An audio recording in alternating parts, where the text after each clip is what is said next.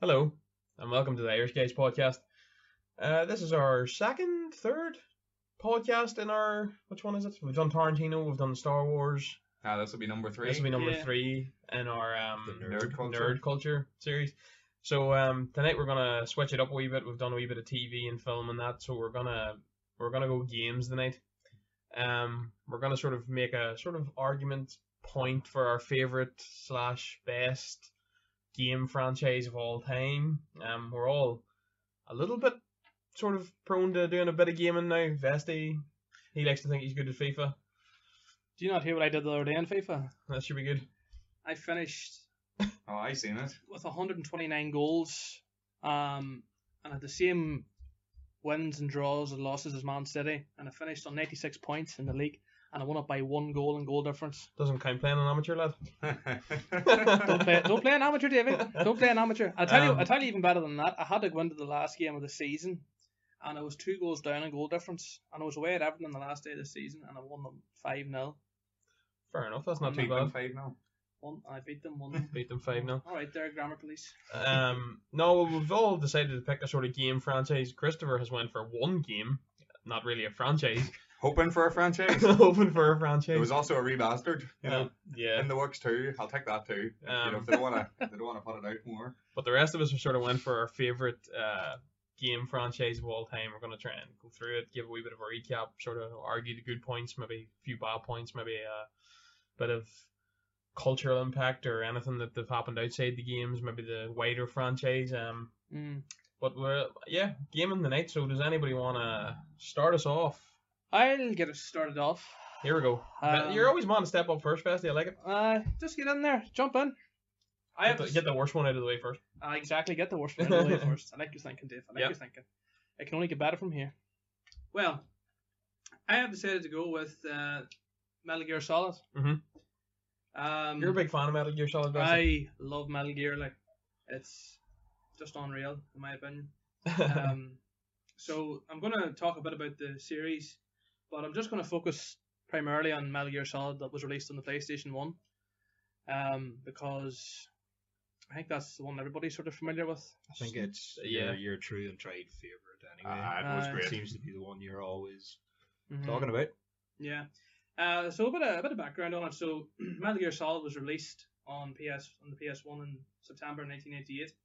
It was That's how written. long ago that game was released. Yeah. Oh yeah. That's so mental. We're getting so old. It was written, directed, and produced by Hideo Kojima. The game sales resulted in 6 million copies worldwide, 1 million in Japan, with 5 million in the US and Europe. And it has been regarded as one of the most important video games of all time. And I think probably everybody played it. It was a clinker. it's probably the first proper stealth game that was released. So There's been so many of them games nowadays. With Splinter Cell was another big one that sort of was. I took enjoyed a lot that. from Metal Gear Yeah, Solid, it like, and a lot of them Tom Clancy games took a lot from. it was the originator, really, wasn't it? Yeah. I enjoyed Plus, it was the first, like, if it was PS1 1988, there wasn't many games even remotely close to being like that at all No. at that stage in time. But Yeah, so the basically the plot of Metal Gear Solid 1 is you play as Solid Snake, who's voiced by David Hayter, and the plot basically consists of Snake has been instructed to infiltrate a nuclear weapons facility to stop the terrorist threat by Foxhound. His mission is basically to locate 2 hostages, Donald Anderson and Kenneth Baker, for information on the terrorist group. And the nuclear weapon that they possess is known as Rex, which is basically a giant robot. He's just like a massive robot that's, I don't know, 50 feet tall, whatever. Like, it's just He's something. basically like a walking nuclear bomb, Yeah, essentially. pretty much. Foxhound are prepared to launch Rex if the US government do not meet their demands of $1 billion and the remains of Big Boss. So, for anyone that doesn't know Big Boss was a character you played in Metal Gear Solid 3, Snake Eater. Big Boss is more or less Snake's father. So Snake is like a clone of Big Boss. I forgot so much about these games. So he's basically a clone, and basically the He's members. the guy that pops up in like the top corner of the screen and everything, and like shouts at you and stuff. Or is that maybe the the mission runner guy. It'd probably be him, yeah. Sorry. No, Big Boss is you play as him in Metal Gear Solid 3, but in this game, he's deceased obviously, and Foxhound Counter Group, they want to get hold of his remains. Well, there's another point as well. Plot twist, Tom. No, you just go down a serious rabbit hole with them games. Oh yes, you do. So basically, as you go through the game, you're contacted by Kodak. So whenever you played the game, you'd be running around. Next thing you'd hear like the bleep come up, and you press select, and it'll bring up the screen of Snake, and it would be a picture of Snake and someone else, the Colonel or whoever, and That's what I'm thinking of. it's just their lips moving more or less. 98 graphics. What a wonderful time. So he would instruct you through the game of what you have to do, and there'll be other characters as well that you would meet through Kodak. I just love this game just for the. Oh, it's an unreal game. Like, it's almost as good as Time Crisis. There's so many. Very, very close. Very close, like, you know. Can't believe nobody did. 1A and 1B, like. Can't believe nobody did Time Crisis either. There's going to be a few big ones left out here tonight. We and Kirby were sort of talking about this. Well, if we were doing the best you game could series, do that. I'd have threw straight into, like, you know, maybe a Zelda or a Mario or something like that. But considering it was favourite, you know, I had to, you know, go for my nostalgic feels. Like. If you're here to hang around for a Red Dead Redemption review, you may drop out now because no man's done it. No, even like Mario, none of us has like went for like a Mario or you know, me and you's big fans of like Spyro and Crash Bandicoot and stuff, Tom too. Yeah. But haven't even went for that. So there's a lot of options. There's But a lot of- I wouldn't even rank Mario. oh, I you're not a wouldn't big even Mario rank guy either. But if we were doing best and, like, you know, if we were properly going into what the best See, was, you know, Mario was. I would tend to look at it kind of how you're looking at, like. I just went for favourite and, you know, what hits me in the nostalgia. I think it's just more nostalgic goggles. You do that game. Mario's always going to be the biggest because of like Nintendo in the Aye. 80s. Yeah. It was even out in the 70s probably too. I don't even know, but it was a right while ago. Like. Possibly. I can't Like remember. the cultural impact and stuff, like, Yeah. you know, but, you know, considering it's more favourite and less, you know, Yeah. best, yeah. We're all eagerly anticipating Kirby's one. We know it, but if anybody's listening to it, you're going to have Hang around for it. It's very good laugh. interesting. So back to you, Leslie. some of the bosses you encounter are brilliant in this game. So you play against characters such as Revolver Ocelot, who's like a gunslinger. He's very good with his gun. He's more or less very handy in that regard. Vulcan Raven, you play against him a few times. He's in a tank, so like you're literally I playing think I against. mind him. Aye. Is he the one with the big massive Gatling gun, like the big mini gun? Yeah, Is that- he's yeah. out. You encounter him a couple of times, but you play against him in the tank, which is quite a daunting task for a one man just to go against the tank. Yeah. Snake can do it. There's a cyborg ninja who is actually an old ally of Snake's, as you find out later on in the game. He goes around basically slaying all like the Foxhound genome soldiers. So like he's in there as well, and he's helping to take down Rex along with Snake, but Snake's unaware of who he is until later on in the game. Yeah. Then there's Sniper Wolf. You encounter her a couple of times as well. She's an interesting character, and she's the guy that Snake sort of meets later in the game. He's called Otacon. He's got like he's kind of obsessed with her, and him and Snake become quite friendly and help each other towards the end of the game. But Snake kills Sniper Wolf, and Otacon's absolutely raging. And then you've got Psycho Mantis. I think you'll all recognise Psycho Mantis when I say him. Yeah. Mantis Toboggan. Not Right. quite. Okay. Basically, when you played Psycho Mantis, you're playing in the game, and there's a character with you called Meryl, and Snake and her develop kind of a romance as well. She's actually dressed up as a genome soldier during this at the start of the mission. But whenever them two are together, she walks into a room and she starts acting very strange, almost as she's possessed, and basically it's Psycho Mantis controlling her, and like he turns her against Snake, and then like eventually she sort of like passes out. But whenever you played against Psycho Mantis, so he would like become invisible, and you would see him swishing around the room, and then he would become visible for a while, so then would be your chance to shoot him. But he used to do insanely creepy things. Good old boss levels too, like Oh, that's, yeah. you know, that's That's kind a of dying art. That is lost to games today. You used to have to, when you were playing against him, you have to take out the controller out of port 1 and put it Yeah. into port 2. right. Mm-hmm. So you had to do that there. That was just Yeah, some like crazy thing. he read like your memory card, like Yeah, what he says- games you had played, and he he would would say like to read you- that out to you. Yeah, he would What? say Yeah, he would say, I'm going to read your mind, and he would start reading your mind, and he would scan like your memory card, and he'd say, oh, so you like Castlevania? And like you'd be sitting there and you'd be thinking, oh my My god, Star what? Fox would be red. And always an insanely creepy That's character. way too advanced for 1998. Like, I Oh, know. and the graphics were great too. Like they you were know, great as far as I can only really remember playing a couple of Metal Gear almost as good Solid. as Time Crisis. You should have done Time Crisis.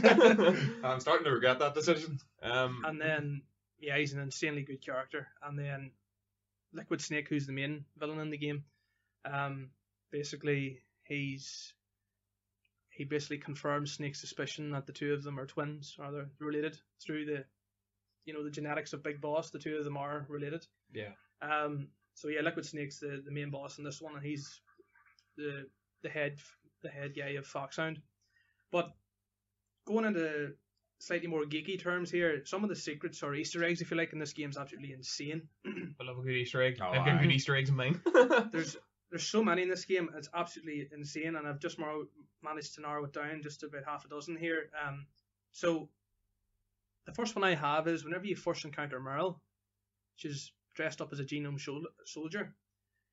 Whenever you're going to find her, or you don't realise yet you're going to find her, but before you go into the cell she's in, if you rush into it like straight away, the next cutscene she will be basically in her underwear because she heard Snake coming, but she hadn't time to dress up. But like if you take your time and like you're faffing about like searching for things and then you dawdle in, she'll be dressed up because she had time to dress. Yeah. You clearly watched this a wee bit too much when you were what? I've 8? replayed this game an awful lot. You've sussed out all the different variations in the storyline. There's a couple of things that I didn't know, which is very interesting as well. There's another cool thing. Whenever you try and save the game, you used to press select and Kodak and go to save. You went to mailing and you would call her to save your game. If you called her too many times and you didn't save, she would say, stop calling me for no reason, and hang up on you. And then after like the 6th time you'd ring her and you wouldn't save, she would say nothing and just stick her tongue out at you and then like not allow you to save. There's another scene in the game where you're tortured in a cell, and then when you break free in the cell, there's one guard who's outside the cell, and he's called Johnny, and he's basically got the runs. Yeah. He's got like bad diarrhea the whole time he's there. So there's 3 ways you can get out of the cell. One way is if you do nothing for ages, the ninja will come and slice the door lock open for you. Another way is to hide under the bed, and if Johnny doesn't see, he'll open the door and come in and see why he can't see you. And another one is that if you just lie flat on the ground and like you press, there's like a ketchup icon you can click. If you press catch up and you lie on the ground, it smears the ground as if it's like blood. Johnny sees you and he absolutely shits himself and runs in to see that why you're dead. There's also another thing. If you call the Kodak while you're in the woman's bathroom, the female characters in the Kodak system will give off to you about being a pervert. There's been a wee theme of these, lad. You went for a few creepy ones, like a little bit of a pervy ones. I also What think was, that Johnny should not have had a job as a security guard. He seems like a dreadful security guard. What was 8-year-old Vestiat playing these games?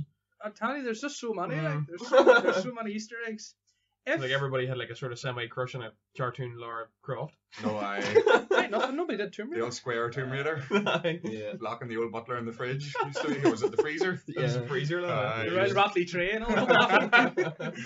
Oh, great game. If you hit Meryl when you're with her during the Sniper Wolf encounter, or you're going through that area, there's wolves obviously like through that area. If you hit Meryl and you equip the cardboard box, you used to be able to equip a cardboard box like you'd hide in it. If you hit her, equip the cardboard box, the pups will urinate on the box and they won't attack you. And later on in the game, when you're coming through that area and you equip the box, the wolves won't attack you because previously they've urinated on the box and they won't attack you later on in the Fair game. enough. Whenever you're fighting against Psycho Mantis, he'll shout blackout, and it looks as though the TV station on the TV has changed to another station. But instead of like saying like video at the top right hand corner, it says Hideo, as in the guy who written and created it. That's cool, eh? Um, I like a wee Easter egg now. That's cool. and the final one I have is sometimes when you're equipping equipping the PAL key, you won't be able to because a rat has eaten it. So in order to recover it, you have to shoot or blow up the rat to get the PAL key back. So yeah, it's there's a lot of fun quirks in it, like, and it's all very very cool, like. Oh, it was a great game. Like It was. I remember playing it back in the day, and It's such it a was so difficult. You know, playing it as a kid when you were maybe 9 or 10 or whatever you were when you were playing it. You were like, just and, ready to go in and shoot everything that moved. it was just so tough. the thing Once is you actually get the hang of it, you know, it wasn't too bad. But, Yeah, yeah. You know, the thing is I now. find it difficult even getting up the elevator in the very first opening bit. Oh, I struggled with that back in the day. you maybe played the demo, did you? Yeah, I played the demo. Aye, the demo was great. The demo gave you a good depth of like content to play. I missed the demos. Demos were great. Yeah. So like obviously there's Metal Gear Solid 1, 2, 3, and 4, and then there's also Metal Gear Solid 5. which one is it where you have to play with your blonde dude? That's Metal Gear Solid 2. You play as Raiden. I hate him, but He's a Raiden, that's what you call him. That's what Aye. you call him. I hated that. Did you not like? Was it like not all promoted that it was Snake, and then Snake's in it. You is play that the pro- first mission with Snake? And then all of a sudden it like switches over to Raiden, and you're like, "What the hell is going on?" Aye. I Who's remember this clown? Raiden. Like, Yeah, I the remember prologue. Raiden. The prologue is a mission on a ship where you play as Snake, Snake, and yeah. then the main game is obviously Raiden. How many games is there now of Metal Gear? So 'Cause there's you even played it, like we've called out to your house and you've been playing Metal Gear, like. yeah. So there's obviously Metal Gear. Like before, I should probably say there was so two. many spin-offs. There's a lot of spin-offs, and even before Metal Gear Solid 1 came out in the PS1, there was 2 games released on Nintendo series. But like, I don't think they considered them proper the first. Yeah, first and second game. They're not exactly considered canon Aye. to the Right. main story. So I like, don't think so. there's Metal Gear Solid 1, there's Metal Gear Solid 2, Sons of Liberty, Metal Gear Solid 3, which is Snake Eater, and then Metal Gear Solid 4, Guns of the Patriots, if I recall correctly, and the 5th one is the Phantom Pain. I have not played Metal Gear Solid 4 because I didn't have the PS3, and unfortunately that was just one game that I missed, and if I ever do get the chance I must get around to playing it. But the crazy thing about these games is that all Metal Gear Solid games feel like they're a movie, like you're playing a movie. And I know nowadays in a lot of games you play, that feels like a common thing. But for a game in 1988 where, you know, it was so much ahead of its time, Oh, very much so, yeah. like if you look at this here, what I've just jotted down, for Metal Gear Solid 1, the total play time is 11 hours and 32 minutes. 8 hours of that is gameplay, 3 hours is cutscenes. Metal Gear Solid 2, 13 total hours of gameplay, 7 hours of gameplay, over 5 hours of cutscenes. Metal Gear Solid 3, 16 hours of total gameplay, or overall gameplay, 11 hours is actual gameplay, 4 hours is cutscenes. And a Metal Gear Solid 4, there's 19 hours total, 10 of which is gameplay, and over 8 of cutscenes. And 1 hour, there's one cutscene which is an hour in total. One yeah. cutscene lasts an hour. Yeah, It's crazy. insane. That's mental. Yeah. See, I just never dived too. Like, I'd played Metal Gear here and there, but I'd never dived in that much to realise that there's a full hour long cutscene and stuff. It's crazy. That is crazy. Like, But that's pretty cool. That is, you know, to have a Also, storyline and everything that early on. The games too that long back then. Like, Jesus, Call of Duty campaign you can whack out in about 2 hours. Like, No, fact, fact. It's just like, you know, Well, very ahead of its time, definitely. very much ahead of its time. Considering 5 years earlier, Star Fox was released, Mhm. and you know, Star Fox graphics. nothing wrong with Star Fox graphics. Yeah, man, I was a big fan of Star Fox. Yeah, So one so was out around that time and it was very good. Just to sort of segue slightly. What's that game? Medieval, was it? Oh, Medieval. Oh, I love Medieval. Yeah. apparently was a they're great doing like game. a relaunch of that, I think. Like, Oh no, I think they already have. I think they dropped it there. It's like came Oh. out last year. Is it just a Is it? remaster? It's a remaster, but I it ain't looks gonna get that. amazing. It looks I enjoyed amazing. It was super fun. Like, Yeah. Do you remember? Did any of you play Abe's Odyssey? yeah. Abe's Yeah. Odyssey was so good when It's you're the good. wee alien and They all. remastered that as well. Seriously, I swear. lethal. It was a great game. I played that demo, but I never got the full Abe's game. Odyssey was wonderful. There was so many. But there was games, such a like- changeover too when you were like used to like Super Nintendos, and then you know PlayStation came along for the first time, and that was the first real big commercial one that everybody got. And Aye. the discs and all that sort of memory cards, all the wee added things that you needed to get, which was way cool. Like Yeah. my favorite FIFA ever is FIFA World Cup '98. Unbelievable. Aye, it was aye. good. Yeah, I mean it's just serious content put into these games, and especially for the first Metal Gear Solid on the PS1, so much ahead of its time, like, and just from one guy to like write, direct, and produce it, like, he's a brilliant mind. His like the guy Kojima, he's like, I think he's left Konami now, the production company that made all the games. They had like a brutal Aye. divorce. It was I don't know the inner details of everything, but yeah, apparently he jumped ship. He couldn't wait to get out of there. I didn't end too well, but I think he's gone on now to like do like some other He games made and that movies. real weird game that Death Stranded, I think it's called, or Right. Death Stranding. It's got like Norman Reedus as like the main character. You know your boy Darrell. Yeah, Dixon from Walking Dead. It looks crap. Fair enough. No, just well to summarize up why I love Metal Gear. As I said, it feels like a movie, and I know now a lot of games you are playing feel like movies, but for back then, it felt like it was something huge. Oh, it was ahead of its time. Like, Oh and yeah, sort of. To have that level of game out, like, as I'm just thinking off the top of my head, I can't really remember another game that had that level of depth other than the likes of Abe's Odyssey, which was kind of like a stealth game too, in a weird alien way. Yeah. But not as in depth as Metal Gear Solid. Oh, Obviously. far from. No. Special love for Abe's Odyssey. it's also very quirky as well. Some of the things you do in it, they do have an effect. Like it's kind of like how you're playing the game, and you like basically if like they call you in Kodak or whatever, they'll tell you like what you're doing and why you shouldn't do it, or they'll go into a big long depth conversation about it. So like just the level of content for a game back then, it's just huge. The Yeah. detail. And the detail too, yeah. As well as that, why I like the game.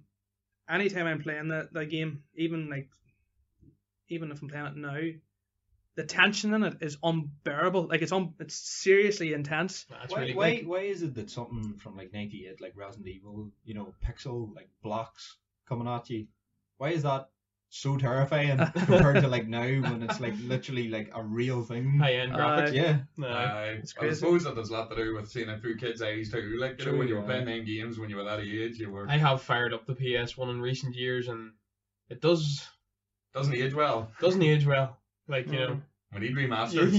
it does let you down at times. But I just love it for the whole tension to it and the excitement, because if you're ever playing this game like in the middle of the night or whatever, like you feel on edge. Like it just, the music, the way they've put the music into these games is like, I think the guy that, I don't know who it is that was in charge of putting the music into the games, but like he's like very well known, and he's very highly thought of. It's the Japanese, man. The Japanese know how to scare you. Oh, yeah. shitless. They do, like. yeah, most definitely. And as well as that, the villains in this game, the game's brilliant. Like Psycho Mantis, like that guy's kind of like set the bar in some regards. Like villains, like, you know, just some of the things that he did, just with like changing like, you know, the port of the controller and like the whole mind reading thing. It's Liquid Snake as well. He was a great villain. So many great characters, and even in the games going further, there's other great villains as well. Are there any more planned, or? Apparently they've been chatting about doing a Metal Gear Solid 6, but I think because like your fella's left with Konami now, I don't know what way that's going to work. There's rumours, but then there's nothing really concrete as far as I'm aware from the last I've seen. But I don't think it'll be the same, to be honest. I don't think it'll be the same. Konami do Pez, don't they? They They do, yeah. Decent. Big fan of Pro Evo. And I think as well, why I love it so much is just it's one of the first games that I ever played for the PS1. Played it on the demo years ago, and before I actually bought the full game, and you got so much content on the game. It was really, really good. And one thing I will say before I mention, I only found this out recently. There's actually 2 endings to the game, which I didn't know about for being a big fan, because I think I've only ever finished it with 1 ending, but the ending is determined by what happens in the torture cell. It's basically a or like a button bashing session. Yeah. You have to like button mash to try and escape or like hold out through the pain. It's incredibly difficult, and you most of the time, 9 times out of 10, you don't. So that there determines how the game ends, I believe. So one ending is Meryl dies, and another ending she doesn't. But in the one where she does die, they call it the gay ending because like Snake and Otacon leave together, and then like it's like a very big gay bromance that they have. So they call that the gay ending. Nice. But no, I love this game, and it's I think at the time it was like $24.99, sort of brand new. Oh, the prices. Yeah, and a great That's value. them days. Yeah. Great value for money, and And it was yeah, a full game on one disc, Yeah. no DLC. I know that's the Powerful. problem. DLC sucks, but no, that's my take. I've done Metal Gear Solid, and as again, I've played 1, 2, and 3, and I've played a few spin-offs, but I've just dedicated this gaming. For your wee love of Metal Gear Solid. Yeah, I the think. first one on PS1 I've dedicated to that one in particular. So Yeah. I think we'll pass it on now to Dev, and I'm very, very, very much looking forward to this one here. This is the most controversial, interesting pick of the night. Now, to be fair.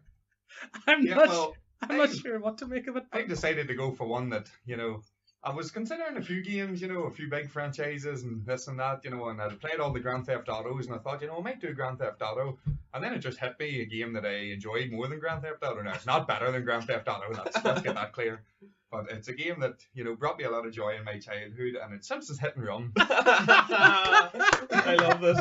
Because we're not doing, best games, we're doing favourite games, I'm going straight in with Simpsons Hit and Run. Oh no, there's gonna be no love for Mario, no love for any of the big ones, and Simpsons Hit and Run's getting a shout. Simpsons Hit and Run is getting the nod. Just- And I accept that. Just before you go on any further, has Rockstar been totally secluded or like left out of this? Yeah. There's no Rockstar games in it at No all. Rockstar. Rockstar will be alright. They've made their money, they don't care what 4 guys sitting in a shed in Ireland care what we think. Yeah, right. Head us off there, Dave. So, Everybody here played Simpsons Hit and Run, Tom. Yeah. I'm assuming so, yes. But Simpsons Hit and Run, it's just a great game. The basic plot of it is that, something weird's happening in Springfield, as per usual. And there's tiny cameras disguised as wasps flying around everywhere. And there's also mysterious black vans that are spying on all the citizens of Springfield. That's right. This is getting this is a nice wee refresher here. And you see throughout the different missions and things, like it flashes the TV, and you have Kent Brockman sort of talking about these things happening, and what can these be, and things like that. And you're trying to unload the mystery, or uncover the mystery of what's going on. Yeah. So as the missions go on, you start to find out. Well, first of all, there's a new Buzz Cola that appears that starts to make people crazy. That's right. And so as the missions go on, you sort of start to uncover what's going on. So we'll go through a few of the missions here. Level 1 you play with is Homer, and it's basically sort of getting to know the controls and, doing a few wee things. Like one of the missions I remember is, Homer has to go and recover all the things that he's previously stole off Ned Flanders before Ned Flanders phones the police. And the level 2 then is with Bart. And then Bart ends up going missing. So you play level 3 with Lisa, and level 3 with Lisa, you're trying to sort of uncover what has happened to Bart. And then you sort of find out that Bart was abducted by aliens. That's And right. whenever Lisa finds Bart, he can't speak English at all. He's, this Yeah. game is super funny, by the way. It's wonderful. hilarious. Do you know the one thing I remember about it? Do you remember the cars? Like all the different all the cars, different cars. that you ended up Oh, getting and yeah, unlocking. Yeah. Yeah. And level 4, then you played with Marge. Level 5 with Apu. And Brilliant. then level 6 was with Bart. And then my favourite, level 7, was with Homer. Did they do something with Apu recently? Like they brought the Yeah, they got rid of the character because he was like I think too it's stereotypical or yeah, something. he's too, I guess, racially insensitive. Was it the last I read was Hank Azaria, who voices Apu and a pile of other characters in The Simpsons. He wasn't stepping down, obviously, from his role as a voice actor in The Simpsons, but he was stepping down from doing the voice of Apu. But I didn't know if they were going to keep Apu and get someone else to voice him, or No, I think they've just completely written the character out of the show altogether. it's crazy. Actually, all the voice In the game- actors, it's all the actual show voice actors in this, and it's the script writers that wrote Aye. the game. Like, it's hilarious, like, if you play it, because it's prime Simpsons time too, Prime like, Simpsons, yeah. and That's probably why it was such a hit. oh, it was so funny, so it was. Like, that Like, game I was watching a bit of the serious fun. gameplay there recently, just sort of refreshing myself on it, and I was just laughing the whole time. I was like, this is so funny, like, Aye. just the interactions with the characters and things Yeah, is yeah. just. And just it was like free world and open world Oh, too. it was a Yeah. pure sandbox. Like, you could explore all of Springfield throughout the game, and you know, you could get into cop chases and things if you couldn't be bothered sort of following missions and you GTA. Know, I run a, oh, it was completely rip off of GTA. You know, What year was it released? Do you have that? it maybe? was released 06, 07 was it? 2005, I 05, believe. Fair enough, yeah. The thing is, like, we all know, like, the classic Simpsons. Oh, it was 2004. Sorry, it was released. We That's all not know, bad. like, the classic Simpsons episodes, like, and we've seen them 100 times. But one thing I found is, see, when you watch them now when you're older, they're actually brilliant. Like, they're actually so hilarious. You don't understand how funny they are till you watch the old ones There's back probably again. things that you missed that were over Oh, your aye. head when you were a Yeah. kid too, like in there. Oh, a different aye. appreciation of it now. Oh yeah. Back to you, Dev. I will. So as the story goes on, you know, Bart, as I was saying, he disappears. It was apparently a UFO. But it turns out basically as you go on that Springfield is been host to a game show by Kang and Kodos. So you know, and actually the last level is my favorite because they basically put the same thing they're infecting the new Buzz Cola with that makes everyone go crazy. They put it into the water supply, and this causes all the zombies and That's you right. know to come aye. back to life, or all the dead to come back to life as zombies. And yeah, you have to like run around the final level with Homer, and there's just a pile of zombies everywhere. Yeah. But as the game goes on, your wee wasp cameras, they start off just buzzing around the place and watching, That's and right. then as they go on, they start like shooting you and things, and they get more and more powerful. And, Yeah. it was It was a really different. Like it's probably the best adaptation from like a TV for a game. Maybe. I think it's the best licensed it's- game of all time, in my opinion. GoldenEye can suck my Irish beep. Thanks for self-editing that, Dev, because I don't need to. Do that now. I'll self-edit it, so I will. But You might just get a lot of people after you and giving you stick about that comment, but here, bring it to me. Absolutely, give me all your hate because it is the greatest licensed game of all time, and it's a complete rip-off of GTA. You know, it Yeah. definitely is. But there's so much different things you can do in the game. Like there's different races. Like Millhouse has got 6 time trial races you do throughout the game. And you have Ralph who has 6 checkpoint races you do throughout the game. Yeah. Nelson has 6 circuit races you do throughout the game. There's a lot of driving involved in it. The cars, I just remember getting like wasn't it Krusty's car and everything? Oh yeah, Yeah, you, they're you, all clown car and all. you unlocked all the different vehicles. Yeah. So you did, like you got some. You know, get like Mr. Plow and everything, couldn't you? Oh, you got some. You get the Mr. Plow, and you can get like the Malibu Stacy car, and there's also you can drive around, and it's not even a car. It's you're literally in the back of a broomstick with a witch flying about the place. And just some of the cars were hilarious. Like, and it was Mr. Plow, and you could drive the Duff Beer truck, and the Oh yeah. you know. And then just different racing cars, all different cars from the show, like, yeah. and then obviously Homer's normal car, and then what do you call the Camaro? You The mean oh yeah. the Camaro episode. Oh You no, drive it the wasn't. It was Camaro. Canyonero. Oh, Wasn't it? Canyonero. Canyonero. That's it. you Oh, it just brings me back, boys. It brings me back. But so throughout the game, obviously, each mission you played, you sort of unlock different cars and stuff. But till 100% each mission, you had to, do all the different things to collect all the different cards. You collected all different character costumes, Uh-huh. so you could, you could be like evil Homer or different ones. And throughout the missions, you could unlock different vehicles, and there was so much to do in the game. It was great. And some of the reviews for it, because I'm not the only one who loves the game, clearly. GameSpot gave it 8.3 out of 10, Metacritic gave it 82, and IGN gave it 8.1 out of 10. And it also won the Fave Video Game Award at the 2004 Nickelodeon's Kid Choice Award. That's the big one. That's the big one. Sold over 3 million copies, and this game, I played it for hours and hours, days and days, weeks and weeks. I loved this game. Like, You were a massive Simpsons head though at the same time, weren't you? throughout the game, there was I loved Simpsons. Like, I was in every evening to watch her. Like, Yeah. but I was more Fresh Prince of Bel-Air before the Simpsons. Oh. On Oh yeah. UK TV, if anybody remembers that, it was like 5:30, Yeah. and then 6 o'clock was yeah. the Simpsons. But throughout the game, like every level you were playing or wherever you went, like whether it was Moe's or the Quickie Mart or anywhere you went around Springfield, there was just so many different like gags and like hidden sort of jokes to find, and Oh, there's so much to do. oh, so much. Like when you go into the Quickie Mart, there's what do you call the old man in the freezer with the Oh Mikey and all that. yeah, that's right. Oh, is that Mole Man? Is it Mole Man? No. No, No, not it's the Mole other Man, fellow it's the with other the one beard. with the beard.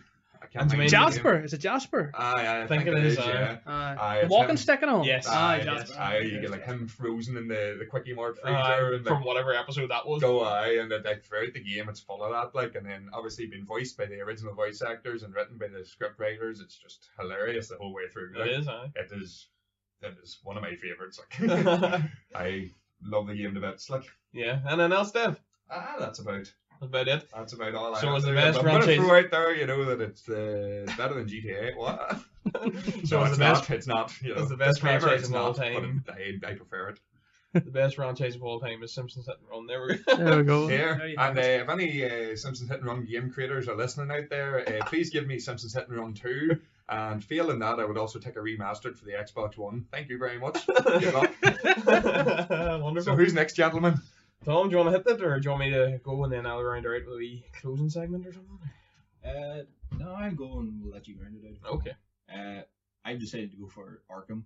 Heyo. The Batman Arkham series. I might sort of center it more around City because that's the one I played the most. I Mhm. think it's the most enjoyable. I'm pretty sure most Batman Arkham fans are going to agree that City is probably the most well-rounded Hmm. of the entire trilogy. There's still Origins, but it's done by Warner Brothers Montreal, so it's kind of it is canon. It's a part of the Arkham verse, as it's Yeah. dubbed, Okay. but it's kind of So no, I haven't played it's any kind of pushed Arkham to the games. side. They are brilliant. But I've played bits and pieces of them, and they're very enjoyable.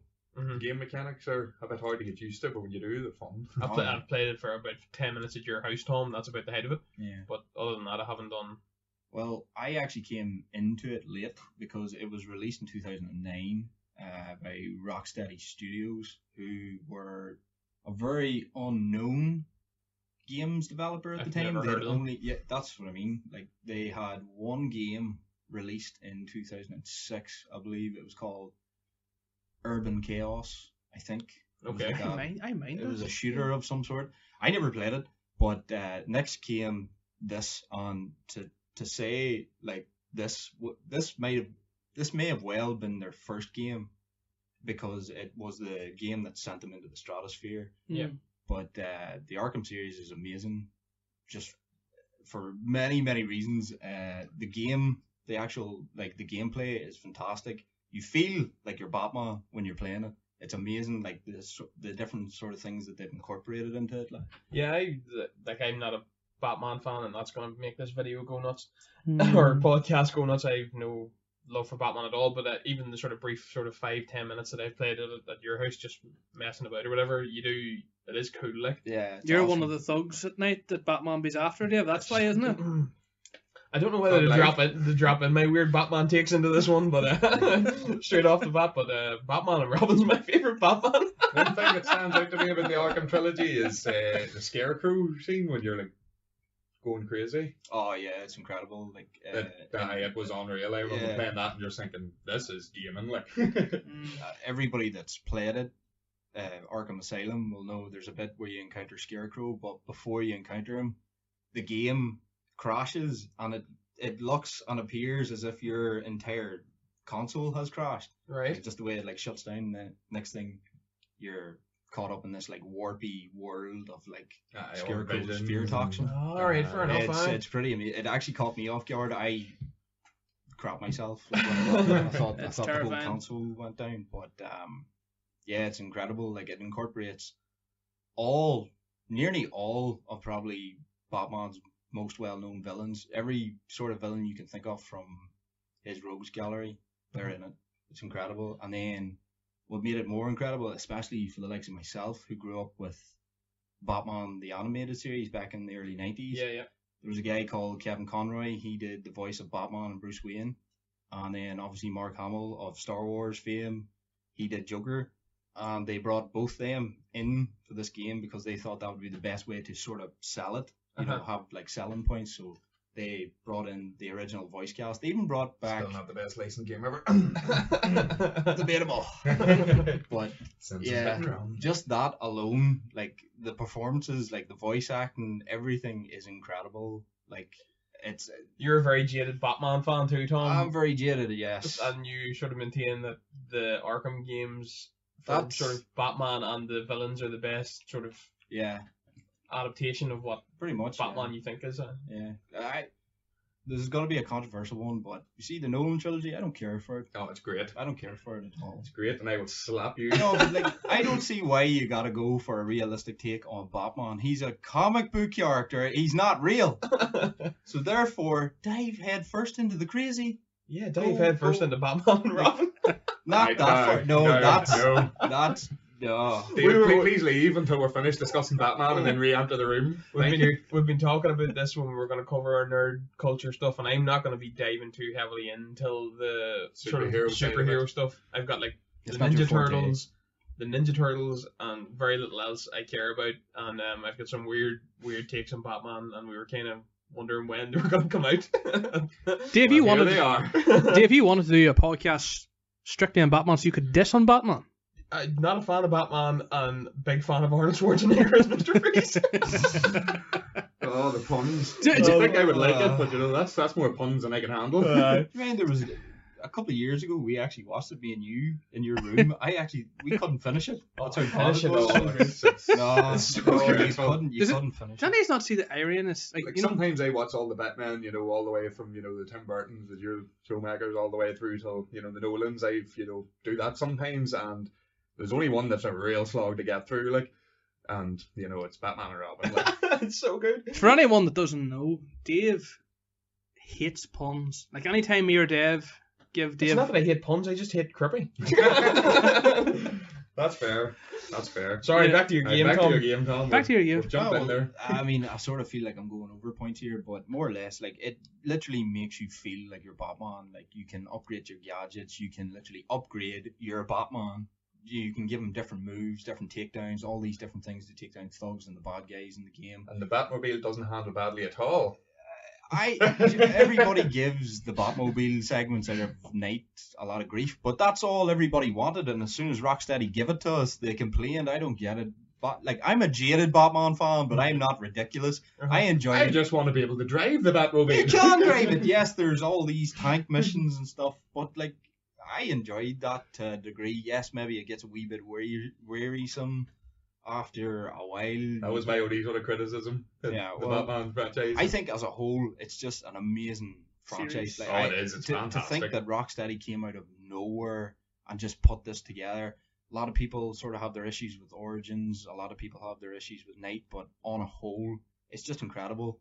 And as I said, I'll center around City. City was just incredible. Just from the very get-go, it literally launches you into the story again. It's a year after the events of Asylum, Mhm. and Asylum to me was incredible because Asylum like, is my favourite. it wasn't afraid to incorporate as many Batman villains as you could think possible in one overarching story, whereas this one turned it to 11 and included twice as many, and it was just incredible. And also, like, in the build-up for it, I thought finally here's about to be a Batman story not headed by Joker as the main villain. Mhm. It turns out he kind of is, but for the most part, it's Hugo Strange and different villains all rolling into one cohesive story. So how many games of the Batman Arkham series is there now? Well, there's 3 in the main trilogy that Rocksteady did themselves. Yeah. There's Asylum, City, and Night. Mhm. And then Rocksteady were taking a wee while longer to release Night. So it basically, because that was delayed, they were like, we need to pump out another game just to appease the fans. Right. So Warner Brothers Montreal, another games developer, they made Origins. They basically took all of Rocksteady's work Mhm. and they incorporated that into their own story and game. So Alright, okay. that was sort of the bridge between City and Night, and then obviously Rocksteady delivered the final part. Well, fair enough. Is there any Trilogy. other ones in the making or? Well, I am hoping, because recently enough, Rocksteady have started teasing things on their Twitter and Instagram and stuff like that Ooh. there. So there's a lot of talk. It's been sort of It'd talked be about. cool if they sort of, if they did make another one, if they sort of went from maybe even a Nightwing or a Yeah, or it'd be Rob cool. Robin in and the Cat- Apparently, the talk is that they're going to include the entire Batman family. Like, we're talking Batgirl, Robin, Nightwing, all them sorts. Like, maybe even Maybe like multiple player. yeah, storylines, you know. See, sort of they thing. did I like incorporate that in the other Sort of games. GTA style where you can flick between the characters. That'd be and cool, Yeah, For different missions, different characters have different sort of special Mhm. things that you need for that certain mission, and yeah. that You would be could- cool.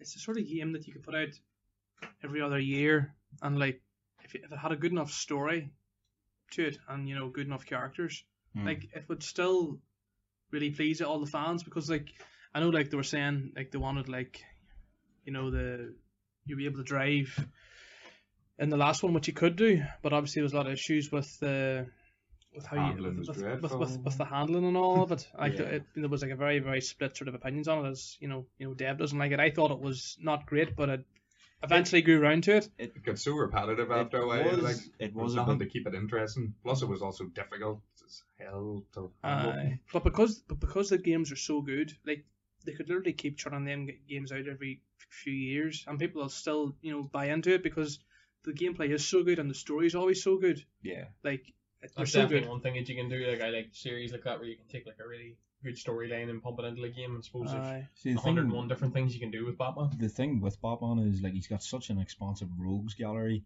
It's not just Joker, and I hate that they rely so heavily on Joker because like when He Knight- sells like he stick He Joker in a does. poster. You're wearing a Joker hat. yeah, Yes, that is true.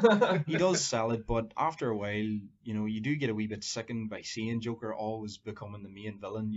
Especially in these games, you're led to believe a certain particular villain is maybe in charge of things, and then right at the end, boom, surprise, it's Joker. It gets a wee bit boring after a while. In Arkham Knight, Joker was a figment of Batman's imagination. Yeah, spoiler alert, Joker dies at the end of City, like legit. He actually dies, this Yeah. time for real. Yeah. And he does show up at night, but it's as you say, it's kind of a figment of Bruce's imagination. It's kind of that like yin and yang thing. There's no Joker without Batman, there's no Batman without Joker. They need each other to survive, which is kind of makes the argument why Joker never actually kills Batman. Because there'd be a lot of fans out there like, why doesn't he just pop him? Why doesn't he just finish him off? But Joker's like went on That's all about numerous torture and all that. tirades. Yeah, basically he said like, I need you to survive. It's happened in the comics where like Batman's maybe retired and Joker just Has everybody loses. seen the new Joker film? Yeah. Yeah. I don't know. Yeah. Well, then I'm not going to say what I was going to say. Oh, don't say it. I only know, just I been know there's released a twist to that. Yeah. It's only been But PJ released told like, me. Yeah. on DVD there, like Yeah. the last week or week before. So I get a pick. Oh, What sort you of watched Batman fan are you, Christopher? I'm the loyal one here to Batman and Robin. Get round it. It's very good. Mm-hmm. Anything else, Tom? Well, Hitting run. just that I think the Arkham series is probably the best series that's ever came about in maybe the last 10-20 years. It's got amazing gameplay, amazing voice cast. It's got all the awards and accolades to sort of It is- punch it through is your into show. the stratosphere of top 10 games, maybe of this decade, last decade, maybe of all time. Yeah. They're just incredible games. The graphics and all are really good on it too. Yeah, they even did like a small remaster there on the first two, but a lot of people have said that the graphics actually get downgraded. So I don't know. I'd need to actually see it myself to actually sort of. But for the most part, my God, Knight's graphics are So good. fantastic. Aye, They're they're so good. good. It's as close as Batman has ever got to be an absolute perfection in some form of media for me, like games wise, like audio, visual. It's incredible. I wish they would do movies like that. What's the chances, Tom, you'll never have a movie? Did I don't Batman know. not make a random appearance in what fighting game was it? Was it Mortal Kombat or something? Oh, like was that, it maybe Mortal Kombat versus DC? Oh, it might have been. That's probably what I Maybe was not, thinking aye. about. Yeah, they're not bad games. They're good. Right, so we may as well do the best one last here. Davey, no I pressure. want This to put is it out there that if Dave hadn't chose this one, I would have chose I this think one because we this is all my would favorite choose game this. franchise. But, This is it's the biggest one out of the lot here. This is a Like, biggie. so we went with Halo. oh, I love Halo. It's so wonderful. Like, This is just put going to the be a half soundtrack on hour in of the us background. gushing about how good it is. it's so good. So Well, it's dropped off the last couple, but Oh, I don't Halo know. 1 I to like 3 has been five. unreal. I I like like the five. story to 5, but Mhm. I never even tried to play any other game modes. I hear 5 sort of brought it back to 5 brought it back. Five. 4 is so forgettable. ODST is the worst game ever. ODST wasn't. I thought it was okay. It was okay. It was a wee different concept, but I've sort of focused this mainly on the originals, like the Halo 1, 2, and 3. So I've just written down a few notes about the campaign because the campaign's campaign's legendary. Like, Yeah. Oh, it's a brilliant campaign. I think I finished the Halo 3 campaign and must have been about 15 times. There was, Every like, difficulty. you did it like the first time you did it like quickly on like normal to get through it. Then you like Right, to bumped see it the up story, to then see you the bumped it story. up, then you bumped it up again. And then like when you did the like legendary campaign, you brought somebody else in with you Oh, to do yeah. it like as a joint campaign, so it was easier. But so Halo Combat Evolved 2001. Just a few wee notes in it. Like, it's about the opening on the Pillar of Autumn. So many like iconic things. The Pillar of Autumn, Captain Keyes, first meeting Cortana, Sergeant Johnson, all these cool characters. The lantern on the first ring. Just Anyone else think Katana's a manipulative bee? Cortana is definitely word rhymes with witch. Yes, that's Yeah, what yeah. I was going with. so there's all them things. You encounter the Flood for the first time. Oh my god, man, I'm getting chills. I know, it's so good. I'm getting Um, chills. The Covenant, 343 Guilty Spark, which was the company that took over. They named it the Yeah, 343. after the And the destroying of the Pillar of Autumn, how they blowing up the ring. yeah. Halo 2 was released in 2004, and it opens up with another brilliant character, which is the Elite, who gets Oh, the the Arbiter. rank of Arbiter. Yeah. Mhm. And it opens with him being stripped of his rank. You're introduced to the Brutes as a new element of the Covenant. These guys that were pretty damn hard to kill. And he gets the rank of Arbiter. There's the Covenant Was ship it the attack. first one or the second one that the really overpowered pistols? I think The first That's one, it. lad. Are you talking yeah, about you- the? you- the- Like you literally like. you used it, you charged it up to take down the elite's shields, and then you. Are could you on just- about the plasma? Oh no, pistol? I'm on about just literally the oh, actual I normal just- pistol. oh, I Yeah, that there, And yeah. then like a overpowered. 2x zoom on it. Headshot yeah, City. So many good guns too. Like, introduction to the Brutes, the Covenant ship attacking Earth, the Prophets. You learn about Miranda Keyes, which is Captain Keyes' daughter from the first one. Can we just have a 30-second silence for Commander Keys? What a hero.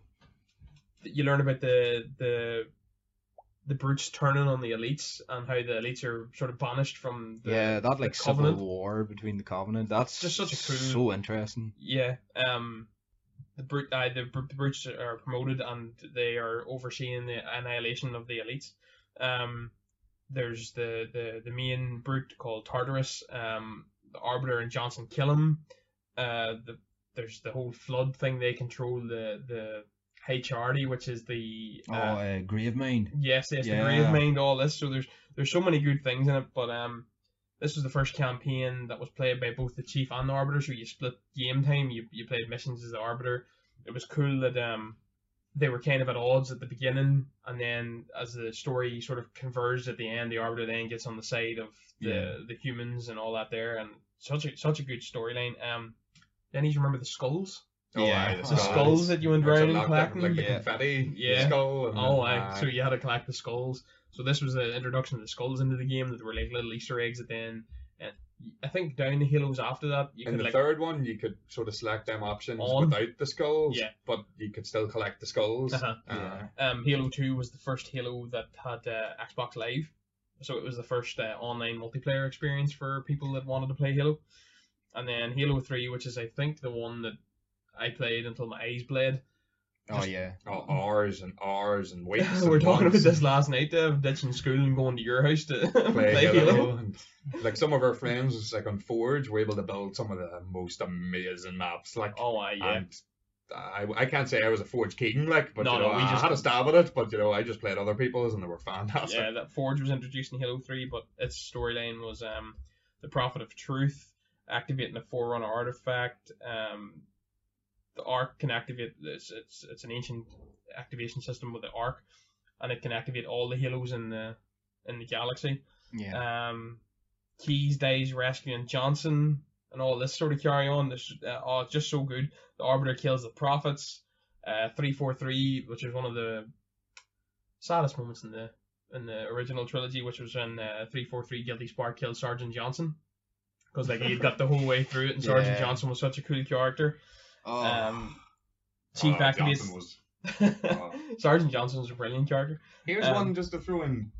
you remember, when you're playing the campaign, how, like, you were running into, like, battles with, like, the Covenant or whatever, with, like, an absolute army behind you, and every single one of them was shit. Oh, so Marines. bad. Like, I don't think they killed anyone. Like, No. it was you as Master Chief or the Yeah, order yeah. that took out everyone. Like, the then it backup got that you so- had was awful. Yeah, that's why half the time you needed legendary mode. Like you needed like 2 of you to complete the definitely. legendary because it was brutal. Like Oh, aye.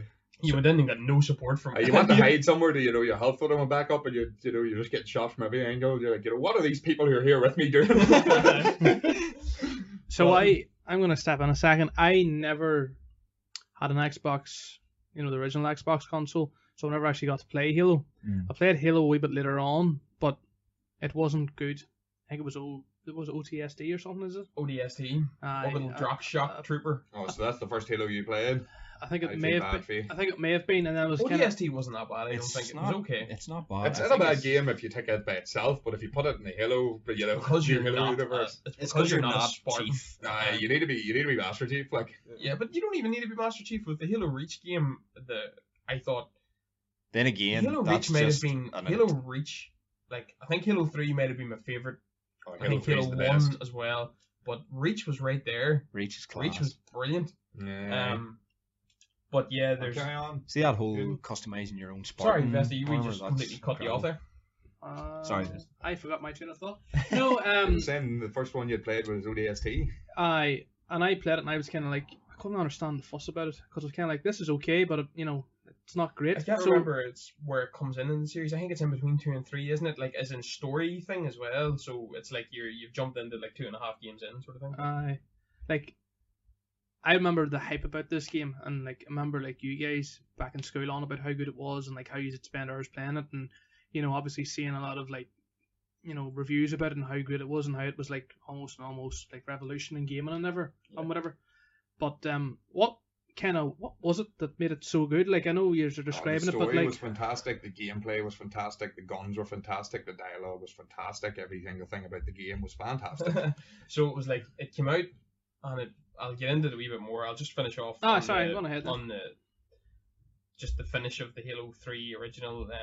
Chief activates the ring to destroy the Flood, and he escapes on the ship forward onto Dawn. And then there's that cool like floating space moment where he's like, "Wake me when all that." Yeah. So like an iconic storyline the whole way through. Then obviously after Halo 3, it flicks back to Reach, which is prior till Halo 1, which is literally, which I thought was brilliant. Like takes you up completely to the point where you hand off the thing to the Pillar of Autumn, and you see Captain Keyes Yeah. at the end of.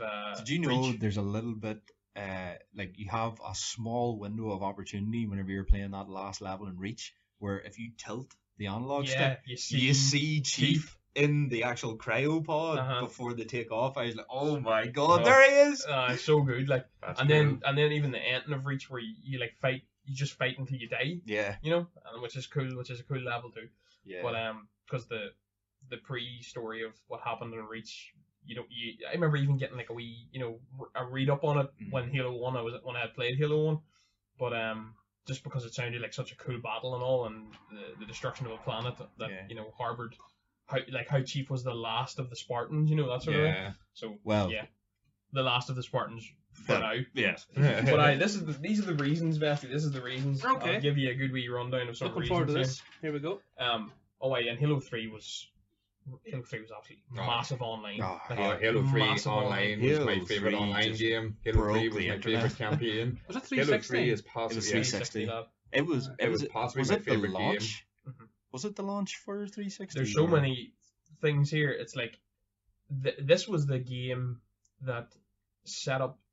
The reason that I'm going to argue that it's the best is because I was saying this to Kirby the other night. Oh, I it's the think best. I think this Halo 3 may be my favorite game of all time, and by What may I mo- mean definitely is. what Oh, Mario. what about Simpsons on that? Oh. Simpsons Hit and Run. I wasn't allowed to pick Halo. It was chosen. Oh, I dabbed So that. Simpsons I Hit and dabbed Run. that. Halo is to Microsoft and Xbox what Mario was to Nintendo. Right.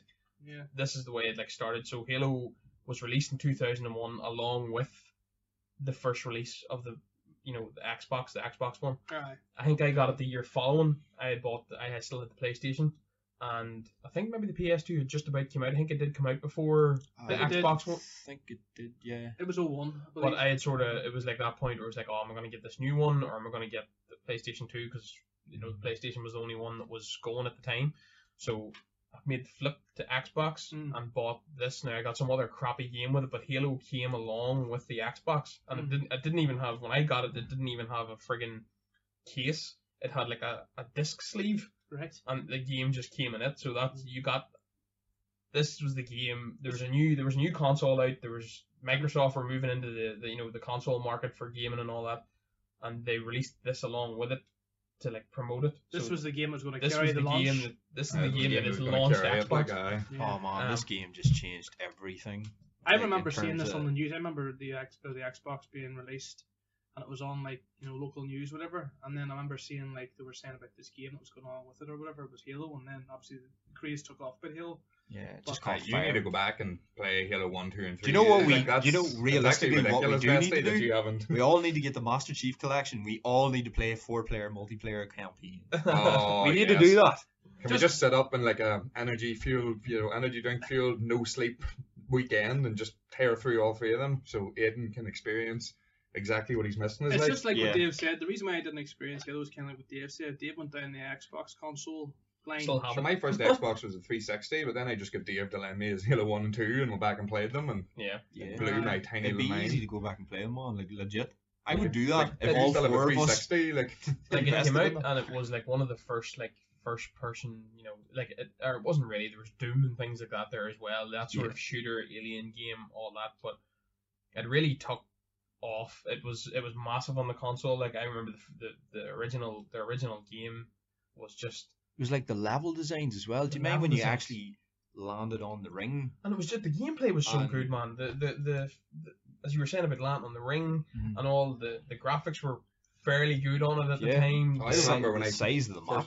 first loaded up Halo 3 and I was like playing through it. I couldn't believe how absolutely beautiful the game was. Like Uh-huh. I was like, this is just So, blowing my tiny little mind. Like so as you said, Halo 3 was the launch of online, or was it Halo 2 was it the launch of Halo online? 2 was the first one that Right. had online, and I still think that you had to have like as far as I can remember, I think you still had to like plug your like line into the back of your Xbox, like Yeah, the, you did, the I still have it in my Xbox 360 upstairs. And you got the wee wireless adapter thing that picked up your Wi-Fi in the Yeah. house. Yeah. But this was prior to that, so you still had to like dial your internet line into the back of the Xbox.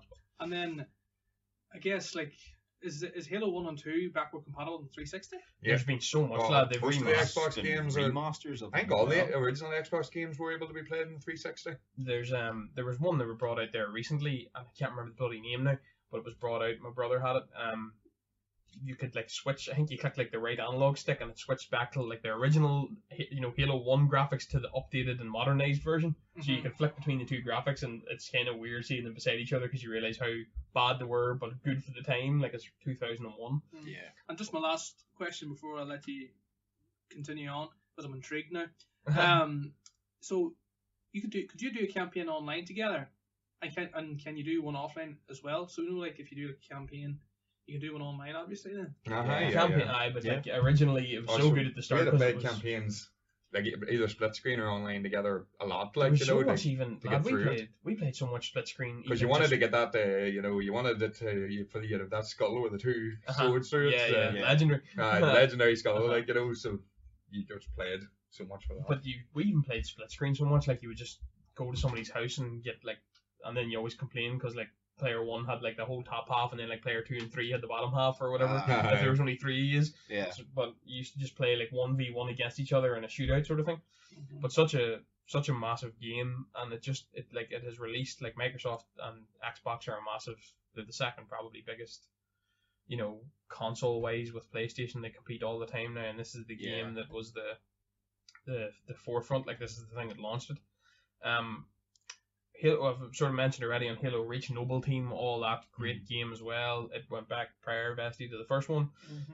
Halo 4, I think, took a wee bit of a downturn. Cortana, the sort of the AI, the sort of she's sort of nearly actual intelligence in that.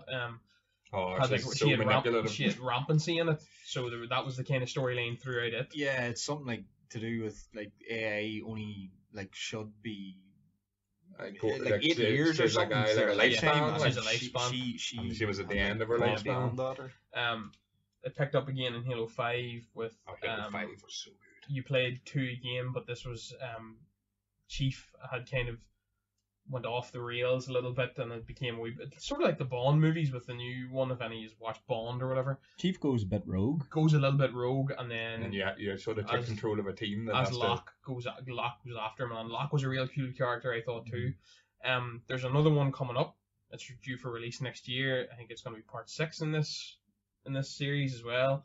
There's been the franchise. I could only get this whatever it was. The franchise is worth over 5 billion as of 2015. So there'll be another new game out. This is a franchise as a whole. I'd say that because the next gen's coming out next year, I'd say that Halo 6 will be shortly after it, if not released with it. Yeah, pretty much. You would imagine that Microsoft will sling that in with their new. Oh, it's definitely. Yeah. Although Bungie would need to stop messing around with that Destiny carry on.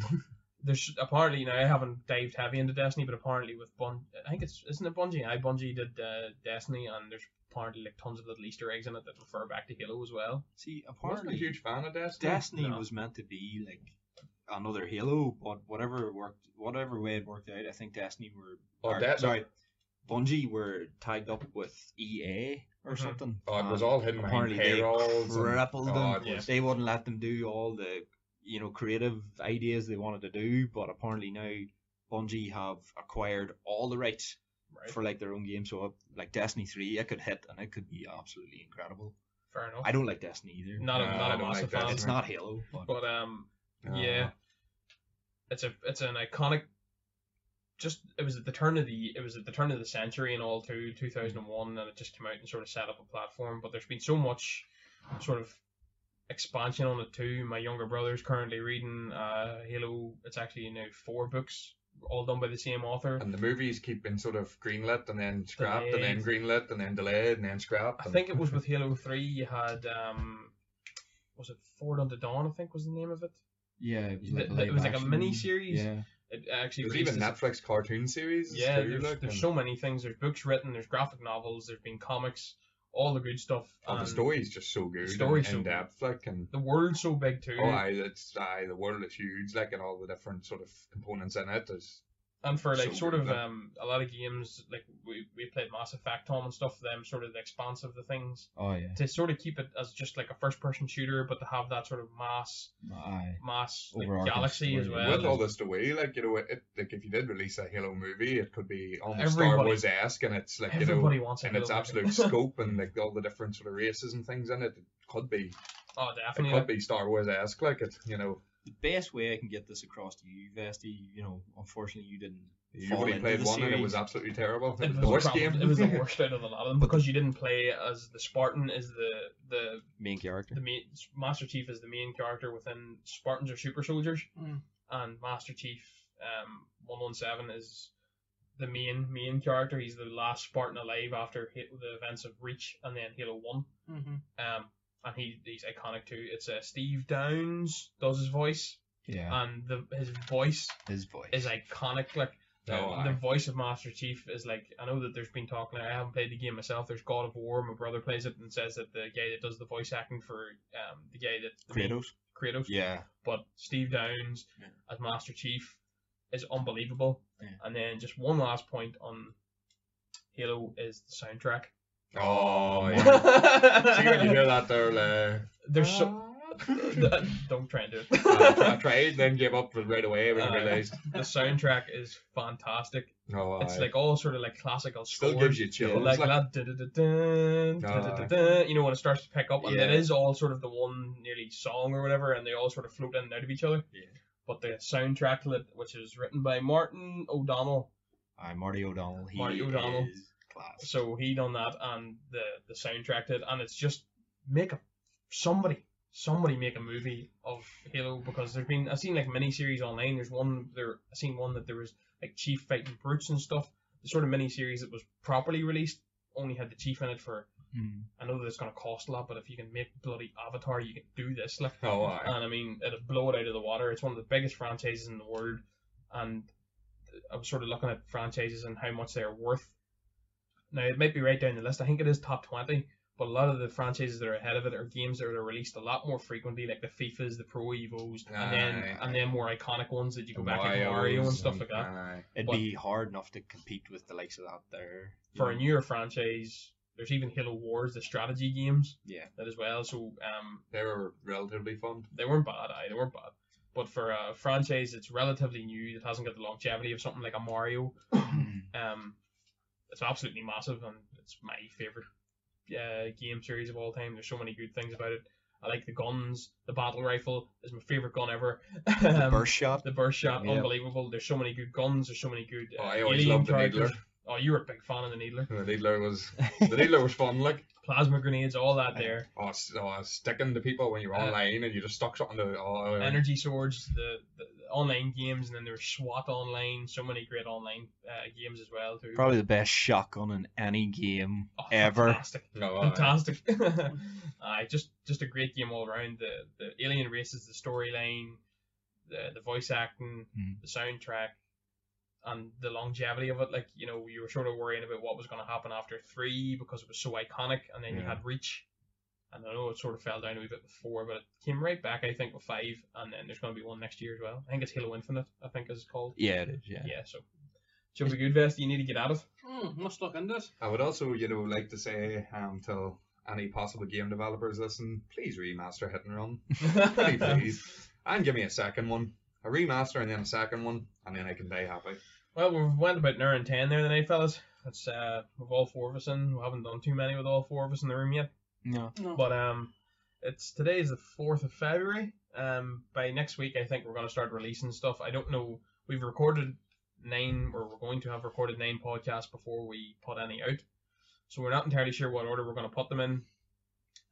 There's going to be more ones that are a few topical ones that we're going to put out maybe first, even though we recorded them 3rd or 4th or whatever. But we're going to be on the socials. We're going to be up on Instagram shortly. We're going to get a nice photo taken tonight. Tom's going to do a wee bit of editing or something to get us a nice wee cover photo. And if you do enjoy the content, just give us a like, a subscribe, a We wee follow. comment below, and We're gonna try and- follow us on our socials, and constructive criticism, please.